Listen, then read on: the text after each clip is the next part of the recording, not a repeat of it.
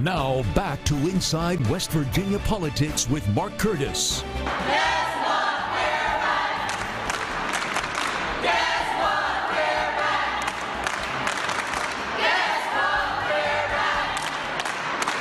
It feels like they're resorting to a lot of the same underhanded tactics that they did last year, you know, telling us one thing, doing another, and thinking that we're not paying attention, and we are.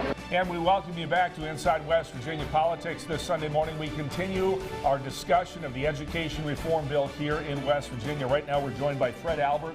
He is the president of the American Federation of Teachers chapter here in West Virginia. Fred, great to have you on the show. Thank you, Mark. Well, you've had a successful week here. In essence, you guys killed the bill, like the teachers were all chanting in the hallway. How critical is this, and do you think it's going to stay this way? Do you think this bill is dead for this year? It's very critical, and yes, we do have the faith that it's going to stay dead this year. What are the things in the bill? I mean, we talked a lot about charter schools and a lot about educational savings accounts. Are those the things that, the anchors that weighed this bill down and caused it to go under? You know, those were the triggers for our members. The charter schools, the educational savings accounts, but in the original bill it had some, the non-severability clause, the paycheck protection, the seniority piece. Those were huge to our members. So those have been taken out, and that bill is dead, and our members are happy. You know, I look at this because last week on a bipartisan, I think it was 79-21 vote, the bill was amended in the House with just 2 charter schools, no education savings accounts, none of those other poison pills you talked about. It was sent back to the Senate.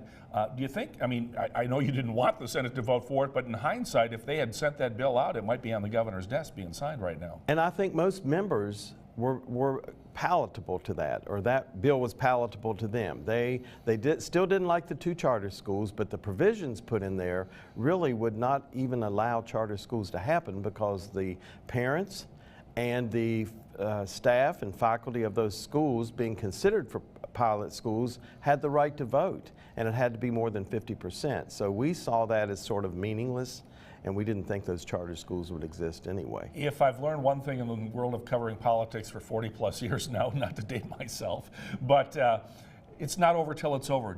Are you concerned that this is going to go back to the Senate in terms of, you know, let's say the pay raise bill? It can go through as a standalone bill, right, or there could be amendments. They could add 2 charter schools as an amendment to the pay raise bill. What are your concerns about that? Do you think that might get through that way? Well, you know, several things. I have several thoughts on that. Number one, we want to thank the governor because he came out very clearly in his press conference. He came out early on and said, I want to give teachers, service personnel, and all public employees a pay raise. Now, it's not just, we're not out just for a pay raise, but that's what the governor offered.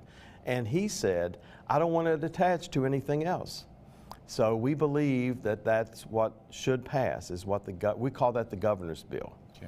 Okay. Do we fear that something's going to be added to that?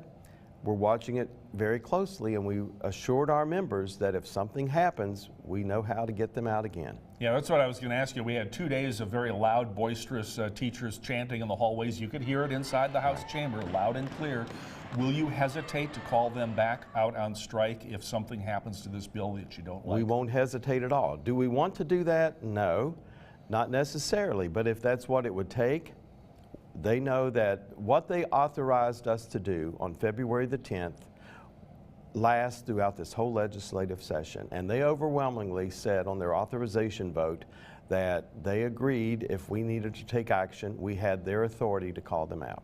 Would you guys reconsider your position on charter schools? I mean, there have been some success stories with charters around the country. There have been some problems too. But if you did it just with 2 as a piloted experiment and it saw that it was successful and it could be expanded down the road, why would you guys stand in the way of that? Well, it's not, I don't think it's standing in the way of that. What we're saying is we don't want to take anything that's going to defund public education. We support public education and providing resources so that public school teachers and public service personnel can do their job here in West Virginia, and we need to make sure that our public schools are supported. We've seen school teachers walk out in Oakland, California this week, in Denver a couple weeks ago. I mean, so much of this, so many states have had teacher strikes now after West Virginia's last year. Are you guys leading the national wave on this? Well, I think so, and they're watching us again. I just heard last night from some folks out in California telling me they were going to Oakland today to be on the picket lines, and they were watching what happened here in West Virginia. I mean, we've had a second historical success here in West Virginia, and I think it is catching the eye of the nation again. All right, Fred Albert, president of the West Virginia chapter of the American Federation of Teachers, thanks for joining us. Thank you. We'll have more of Inside West Virginia Politics after this break.